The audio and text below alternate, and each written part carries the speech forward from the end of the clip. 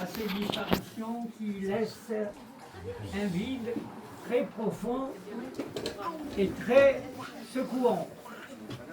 Une personne qui a vécu toute sa vie, tout d'abord avec un patrimoine chargé de Emouna, qui était le sien, puisque celui qui a connu son père, Rabbi Yehuda ben Montenegro, alav shalom, un homme que toute son attitude et toute sa démarche dans sa vie n'était que sur la base de la Emouna, là où il allait avec cette idée de il y a Hachem, Hachem ne nous abandonne pas, et il rappelait souvent Zechut Avot.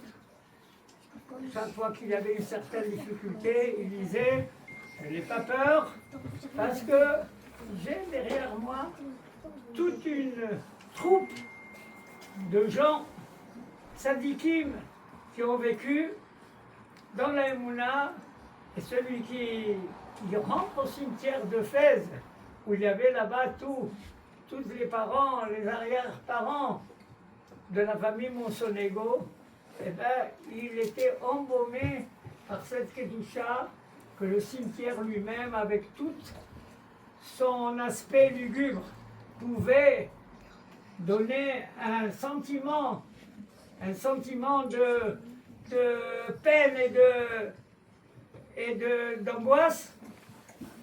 Il rayonnait toujours et savait que c'était le Zechut Avot qui marchait. Et mes chers amis, ce matin, au Beth Amikdash de Rav Atali, j'ai pris un livre et il y avait un passage qui m'a touché beaucoup et que je pense le dire aujourd'hui. Le passage dit la chose suivante, que le Baal Shem Tov, il est rentré une fois dans un appartement et il s'est rendu compte que c'était pas le lieu où il devait y rentrer.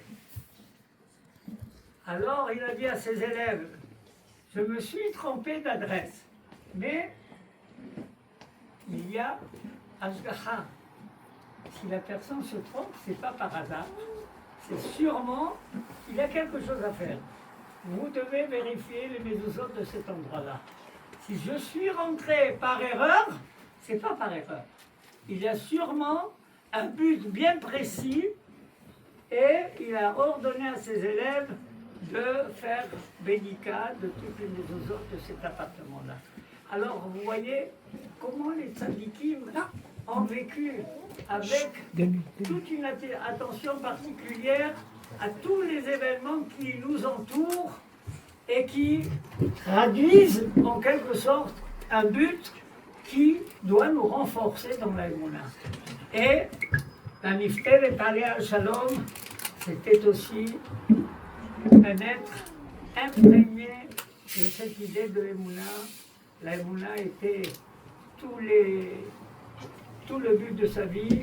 Elle allumait n'importe à quel moment où il y avait un problème familial ou autre, elle allumait des verres, elle savait que les tzadikim allaient lui répondre, et le voisinage à Marseille où on habitait connaissait très bien que si un problème majeur se posait chez eux, ils pouvaient compter sur l'allumage que la tzaddik faisait en rappelant le Zechut Avot qu'elle avait.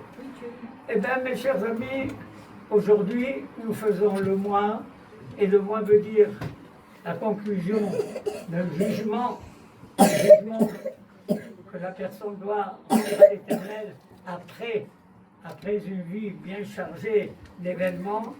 Et nous savons très bien que le Zechut Avot dont elle a joui et la Emouna dont elle a été l'objet d'une déclaration formelle et quotidienne, jour après jour, eh bien, elle a accompagné et Bezrat Hashem, יהי דינה לטובה ולברכה בעולם הבא, בזכותה ירם בעלנו ובעל כל משפחתנו ובעל כל ישראל, אמן ואמן.